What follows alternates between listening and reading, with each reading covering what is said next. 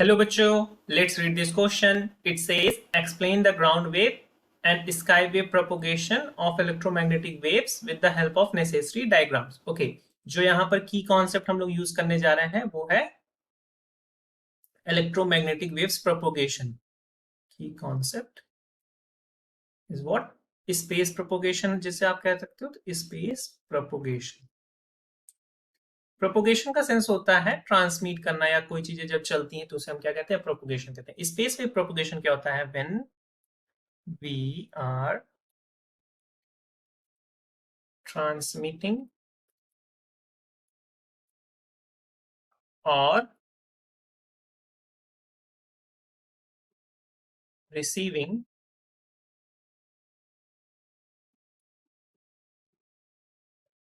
EM waves, electromagnetic waves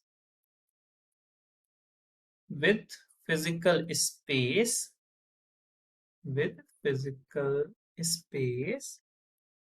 as a communication medium.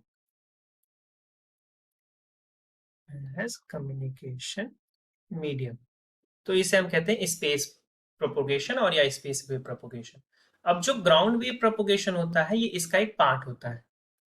Ground wave propagation क्या होता है? Space wave propagation का एक पार्ट होता है.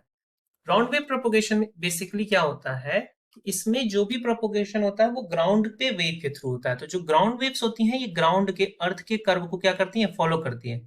तो जब अगर आप अर्थ के क्लोज रहोगे तो ही आपको ये वेव्स मिलेगी और आप ये सिग्नल रिसीव कर पाओगे या फिर ट्रांसमिट कर पाओगे. अगर आप ऊपर गए तो आप ग्राउंड वेव्स को ट्रांसमिट नहीं कर पाओगे, आप पा नहीं पाओगे. So a radio wave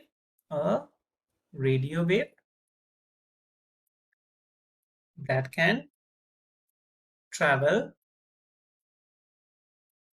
directly from one point to another point,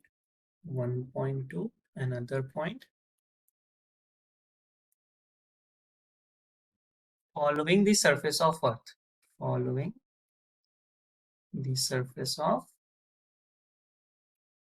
earth, is called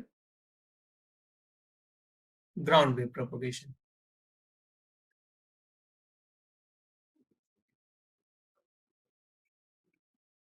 Now आप देख सकते हो यहाँ पर जो ये वेव्स जा रही हैं कैसी वेव्स हैं? ग्राउंड वेव्स हैं. कैसी वेव्स हैं? ग्राउंड वेव्स हैं. इन्हें सरफेस वेव भी कहते हैं क्योंकि ये सरफेस को फॉलो करती है. और ये हमारा क्या है? एंटीना है. तो जितने टावर्स होते हैं या फिर क्या होता है, इसे आप टावर भी कर लो, ये सब क्या करते हैं? ग्राउंड वेव्स को प्रोपोगेट कराते हैं. नाउ नेक्स्ट थिंग हमारे पास क्या है? इस sky wave propagation.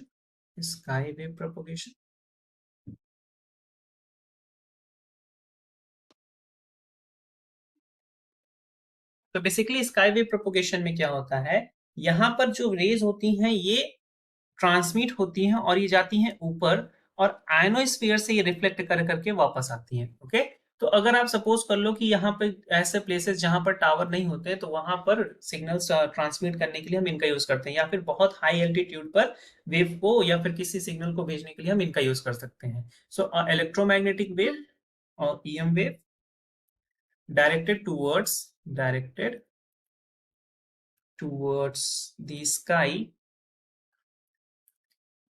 and reflected by the ionosphere,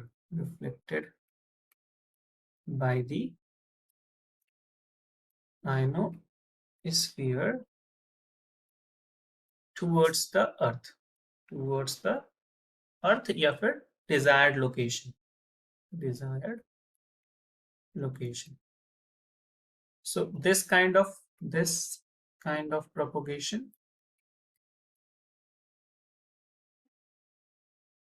is called as sky wave propagation.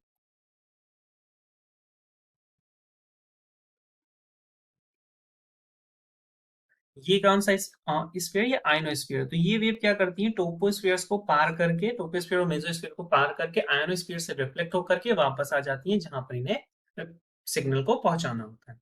So this is the answer for this question. I hope you understand it well. Best of luck. Thank you.